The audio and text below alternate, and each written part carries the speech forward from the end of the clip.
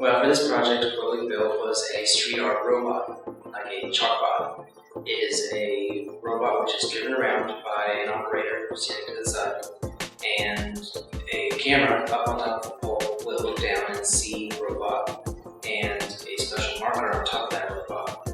So it tracks its location, and based on that location, it will dispense liquid chalk down on the ground for an image. So as the robot is moved around by the user, it will dispense the ink automatically based off of the image you selected.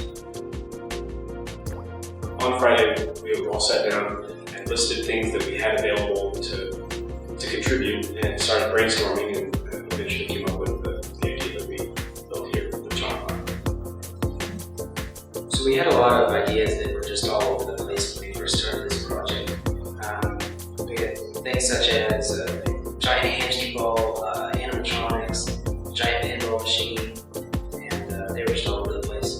But we eventually decided on the most popular idea was the chalk bot street art machine. Some other ideas we entertained for the chalk bot concept were a large cable-driven artesian robot, which would know its position at all times and have a chalk printing head. We also experimented with using dry powder versus liquid for dispensing the chalk. And ultimately, we settled on a mobile platform and a liquid dispensing system. So the first thing we had to figure out for the project was how in the world are we going to track the robot? Since by default the robot doesn't actually know where it is in real space, we had to tell it. We ended up settling on a software called Reactivision after going through several things like Wiimotes, LEDs, all sorts of stuff. Reactivision utilizes a camera and a marker to identify the location of things in its viewing space. From that, we then take that information, we put it into a Python script, and it tells it when and when not to dispense some chalk.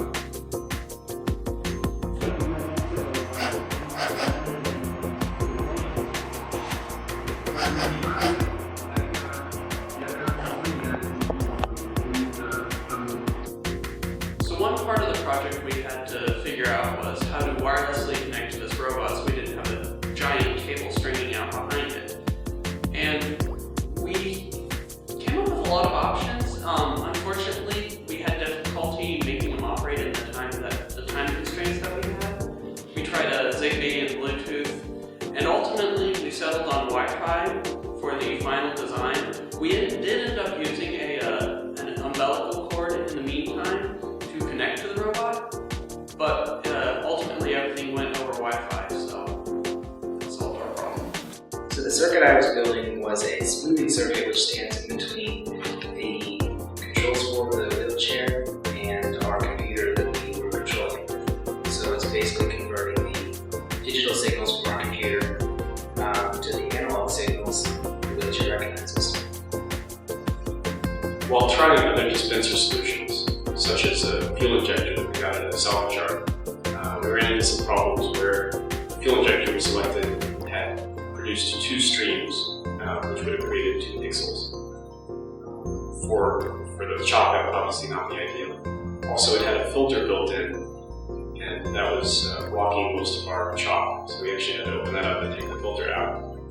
Ultimately, we had a pump, a hose explode and spray chalk everywhere, which was kind of exciting, but not ideal. Some of the items we deconstructed in order to accomplish this project include an electric wheelchair, an electric weed killer sprayer. We took a MOSFET off the power supply from a random board we had laying around. We also used some tracking software originally meant for multi-touch display surfaces, and used that to track our robot, which is sort of a deconstruction of the original intent of that software package. We had some scrap wood that we used to build a base for the camera, and a large cardboard pole to support the camera. Some things we didn't exactly deconstruct for the project, but were also still used in the project included an Arduino. We had a gamepad for controlling the robot, lots of laptops for development and testing and use on the robot, and then we also made a custom printed circuit board for converting the signals to analog signals for the wheelchair control. Okay, so we also have some ideas for some upgrades we could add to our robot in the future. These upgrades include things such as an improved pump and nozzle system for dispensing the chalk, and this improved system would have a better response time versus the current system now. Also, the way our whole system is set up right now is very easily expandable, so we could add things in the future, such as a larger printing area, we have multiple colors, or we can even have multiple robots. And with all these improvements, we could go to places such as the Maker Fair in September, or Mayfest, we might show off our robots there too.